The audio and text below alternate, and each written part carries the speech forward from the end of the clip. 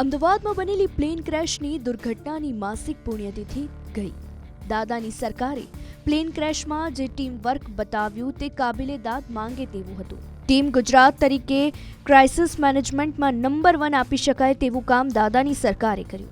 જો કે એના 1 માસ પછી પાદરા બ્રિજ દુર્ઘટનાએ રાજ્ય સરકારમાં સંકલનનો અભાવ હોવાનું છતું થયું. દુર્ઘટનાને રોકવા કે માનવ બચાવ રાહત કામગીરીમાં સંકલનનો સંપૂર્ણ અભાવ જોવા મળ્યો.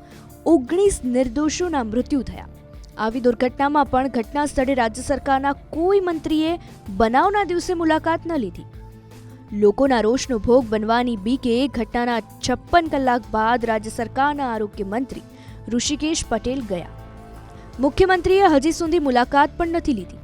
બની શકે દાદાની સરકારના મંત્રીઓને હરણીકાંડના પોતાના સંતાન ગુમાવનાર 2 મહિલાઓએ યાદ આવી હશે એટલે તાત્કાલિક વડોદરા પહોંચવાનું ટાળ્યું. દાદાની સરકારે 4 અધિકારીઓને સસ્પેન્ડ કરી કામગીરી કર્યાનો સંતોષ તો માન્યો છે, પણ આગામી સમય જ બતાવશે કે આ પગલાં શું પૂરતા છે. આ સમયે વડોદરાની મુલાકાતે ગયેલા ભાજપના પ્રદેશ પ્રમુખ અને કેન્દ્રીય મંત્રી CR પાટીલે પણ મુખ્યમંત્રીને કડક પગલાં લેવા અપીલ કરી હતી, કારણ કે આ મામલો લોકોની સંવેદના સાથે જોડાયેલો છે.